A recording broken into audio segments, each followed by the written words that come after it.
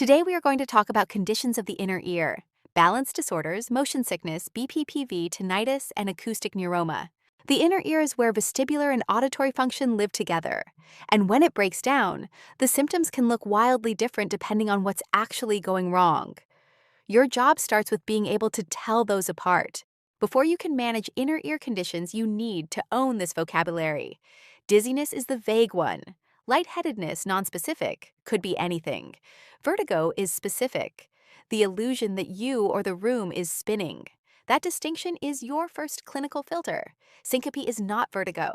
It's cardiovascular until proven otherwise, and mixing those up on an exam or at the bedside is a dangerous error. Ataxia means the cerebellum is involved, and nystagmus, exam trap here, you need to know direction and whether it's physiologic or pathologic before you can say anything useful about it.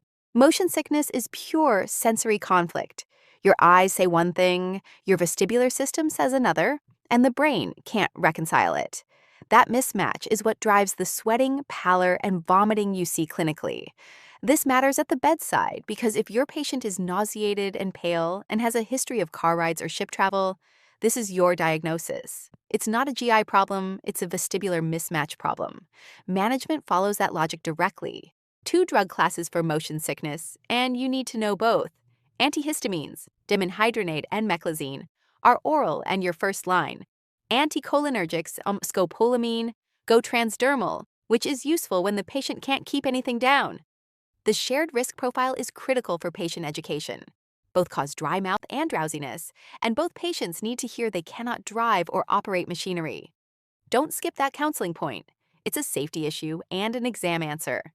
BPPV is the most common cause of vertigo, and it has a very specific signature. Brief episodes directly triggered by head position change with hearing completely intact. That last part is your differentiator. If hearing is affected, you're looking at something else. The mechanism is otoconia, calcium carbonate crystals that have dislodged from the utricle and floated into the semicircular canals. Anytime the head moves, they shift and fire false vestibular signals. Trauma, infection, or it's idiopathic. The BPPV management pathway runs in sequence. Acute phase, bed rest to get through the immediate episode. Primary intervention, canalith repositioning. The Epley maneuver. This is the definitive treatment. It physically moves the otoconia back where they belong. Before the procedure, prochlorperazine can reduce nausea enough to make the maneuver tolerable. Meclizine for short-term symptom control. After resolution, vestibular rehabilitation builds compensatory pathways, so recurrence is less disabling. Know this sequence? It's classic exam material.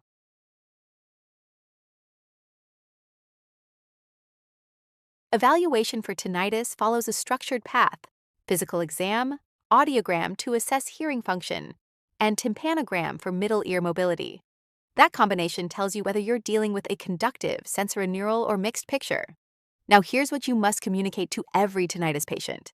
Some forms are completely irreversible. Do not promise them it will get better. Management is about coping, sound therapy to mask the ringing, structured counseling, active coping strategies. The goal is quality of life, not cure. Acoustic neuroma, also called vestibular schwannoma, is a benign, slow-growing tumor on cranial nerve 8.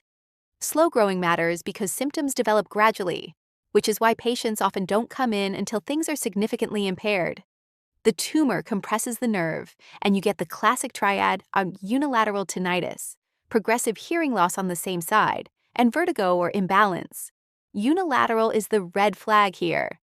Any patient with hearing loss or tinnitus that is strictly one-sided needs imaging. Don't let that slide. Diagnosis is MRI with gadolinium, gold standard, period. Once you have the diagnosis, there are 3 paths: observation for small tumors or poor surgical candidates, radiation therapy as an alternative for those who can't tolerate surgery, and surgical removal for younger or significantly symptomatic patients. Surgical complications are serious: facial nerve paralysis, CSF leak, meningitis, cerebral edema. Your post-op nursing role is monitoring for exactly those complications. Know the CN7 deficit risk because it changes your neuroassessment completely. Here's your clinical triage framework for the whole deck. Tier 1 is low acuity, motion sickness and BPPV, treatable with medications and maneuvers. Tier 2 is moderate acuity, tinnitus, chronic systemic connections, often irreversible, managed not cured. Tier 3 is high acuity. Acoustic neuroma and structural, requires MRI, interdisciplinary surgical management. The bottom line on this entire lecture is differentiation, dizziness versus vertigo versus syncope, bilateral versus unilateral, reversible versus irreversible.